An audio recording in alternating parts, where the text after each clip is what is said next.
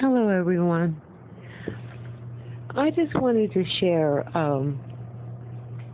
something that I went through and that I witnessed personally that perhaps none of you have.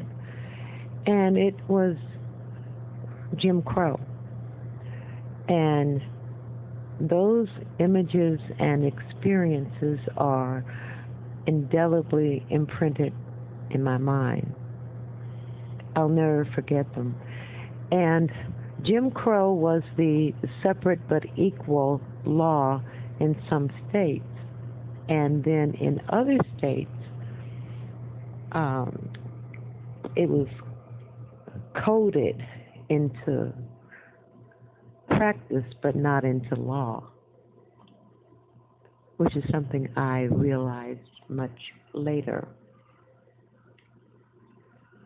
So I remember one of my experiences, or many of them, but one of them. And my aunt, we were on the way, I must have been about 7 years old. It was in the 1950s. And we were on our way to California. And my aunt was driving, and the police stopped her, the sheriff, whatever he is, the cop. And I'll never forget how he treated my aunt. And one of the things that he said was, "Where are you going?" And she told him. And then he said, "Is this your car?" And she said yes. And it was a big fancy car, but she was a teacher, so, what's the problem? And that wasn't Jim Crow, but it was a form of harassment. And when I say it wasn't a part of Jim Crow, it's almost like, "Where are you going? You're not supposed to be here. I'm in charge of you," that sort of thing. But on the way to Texas, on the way back to Texas, because I lived in LA, but I would go back and forth um, for the summer or something like that to Texas. So we stopped at a restaurant, and there was this big sign in the window that said, and there were no other restaurants around. It was like, I think it was Route 66 or something, but it was no other restaurants around. And there was this big sign in the window that said, "Whites only." And I can't tell you exactly how I felt, but when we walked up there and we saw the sign, and they were looking out at us, and then we just walked away. But it was a form of rejection, a form of making you feel less than someone else because of the color of your skin. Another time, in Texas also, I wanted some ice cream, and my aunt said, "Okay," and I wanted to sit at the counter. Looking back, I did not know, I know now why she said no, because we weren't allowed to sit at the counters. Again, excluding someone from doing something that other people are doing simply because of the color of their skin. And my aunt, I could tell this was my other aunt, I could tell by the look on her face that she didn't even want to tell me. She was embarrassed, as was my aunt driving to Cali. Another time, on Greyhound with one of my aunts, headed to California, and we had to sit all the way near the back of the bus. I thought it was because that's where my aunt wanted to sit. I did not know what was going on. But we stopped, we had a rest stop with the cafeteria and this sort of thing. And we went back into the cafeteria and I saw all these beautiful salads and just beautiful stuff, you know, food displayed beautifully. My aunt grabbed my shoulder, didn't, said, "No, come on this way. This is where we have to go." And there was a sign up there saying colored. We walked in, and there was something looked like it was a pot of beans with the beans running all down the side of the pot. It was a mess, but that's where we were supposed to eat. That was the designated spot where we were supposed to eat. So that was another. Then I think the next time was like at, I'd say, I was about 14, and I was at the airport in Dallas going back to LA, and a man came up to me, and he knelt down, and he says, are you from here? And I'm like, no. He says, where are you from? I said, Los Angeles. He said, is that where you're going? I said, yes. And he decided not to say anything. I didn't know why he was asking me that. And I looked over, and then I saw all the black people sitting in a room, which I now know was colored only, as they called it. And, trying to wrap my brain around it, like, why are they all sitting in there? But anyway, I got up and I went to the little store or shop they had in there. And the lady behind the counter, I was looking at something that we called back then stretch pants. And she was looking at me, and then she said, honey, I'm sorry, but I can't sell you anything but candy or film. Again, I didn't know what she was talking about. I thought it was because I was underage. I had no clue.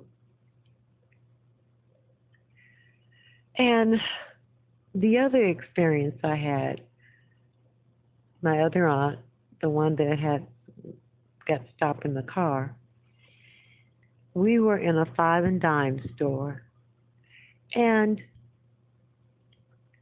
basically we were she was waiting to pay for it. Now, back then they called it going to town. And back then people would just really dress up, and especially black people, because we were representing. That's why that was done.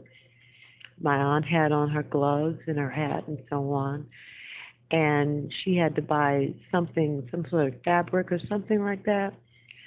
And she got in line to the left, and every time a white person would come up, they would go ahead of her. And I looked up at her face as they were doing that, because I didn't like nobody getting in front of us in line, And even as a child, I wanted her to say something. But the look on her face was the same look she had when the cop stopped her. And I cannot say that I was not only disappointed, but I was frustrated because what that did to me as well was like, well, what's going on? And that is what Jim Crow, and I call it American apartheid, was about. It was to keep you separate, to make you feel like you were nothing, like you were worthless, you were not as good as in other people. And it left an impression on me, but also the people who had to live through it were conditioned to believe that they were not equal. And it was my generation that stood up and fought against it. One of my cousins went to a sit-in at a restaurant counter during that part of the movement, the sit-ins, the nonviolent sit-ins. And nobody likes to be told where they can't go. And that makes you want it more. You know, well, I want to be able to go here, and I want to be able to go there. And that's what we fought for, because they told us that we couldn't, that we were not good enough. And Jim Crow, like, is it gone? You know, when I grew up in California, there were still white families in my neighborhood, but they were older and probably, you know, did not want to leave their home. But Jim Crow still exists today, in my opinion, via white privilege. Now, I remember fast forwarding, I remember taking my son to emergency room at UCLA, but and I didn't live out there by UCLA, but we got stopped. He was a kid, and my mom was with me, and we got stopped going. Where are you going? And I told him where I was going. And it got stopped coming back. And they said, we think it's something wrong with your tail light. But we had to pass through Beverly Hills, an area of Beverly Hills, to get to UCLA.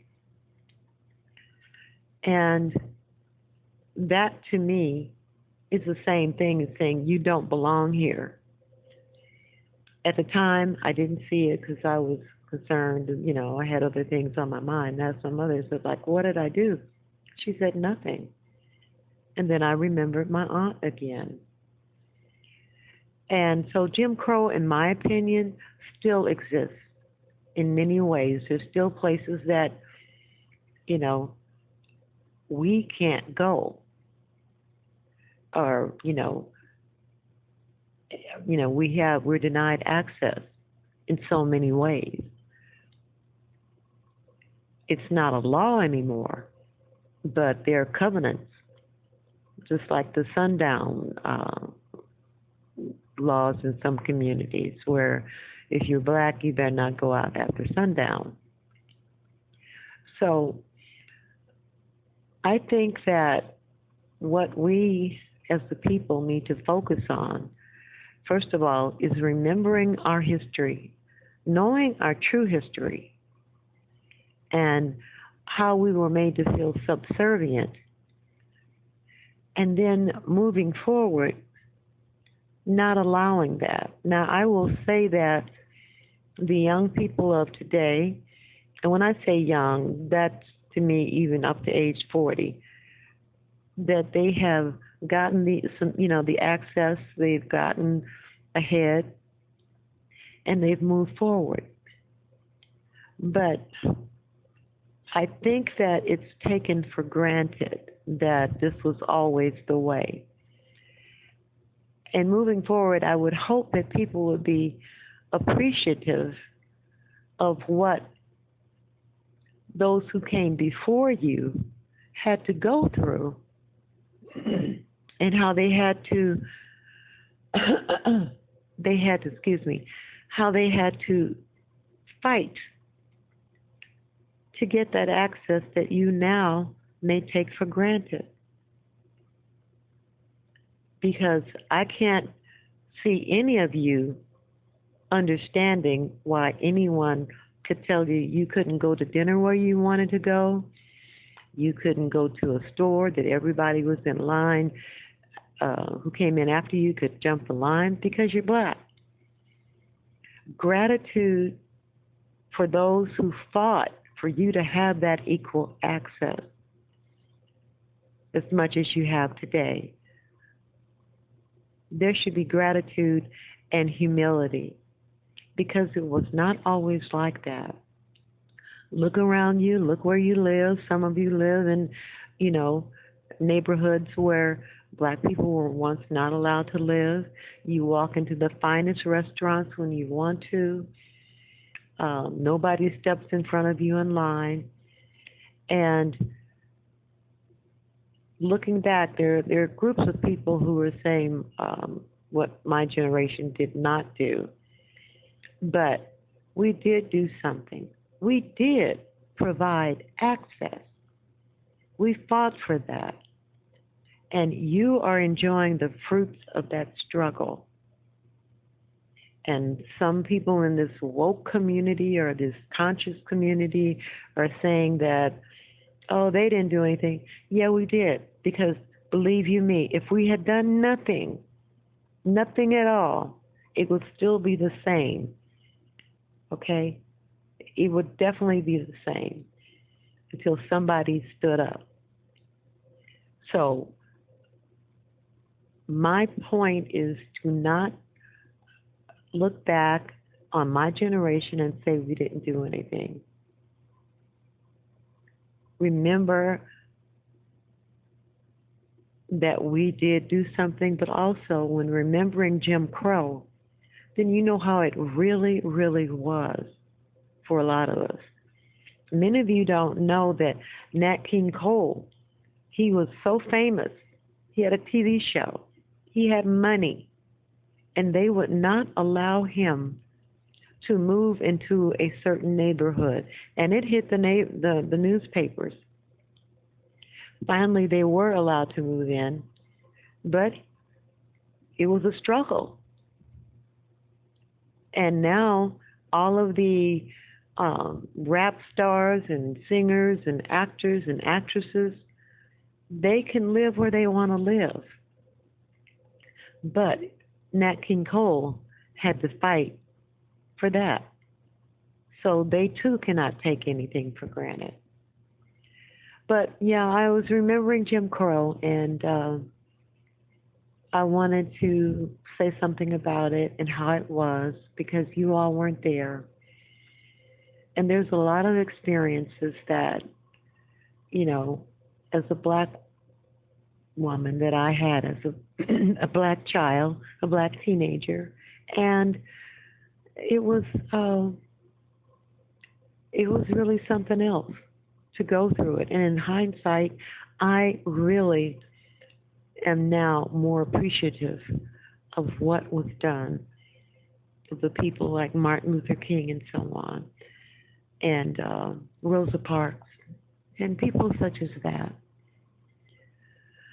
So anyway, that's what I wanted to share. It was on my heart to share with you all, to remember to be grateful and humble and show humility or feel humility when you're blessed to do as you want to do. And we still have a struggle because, we're being killed for nothing.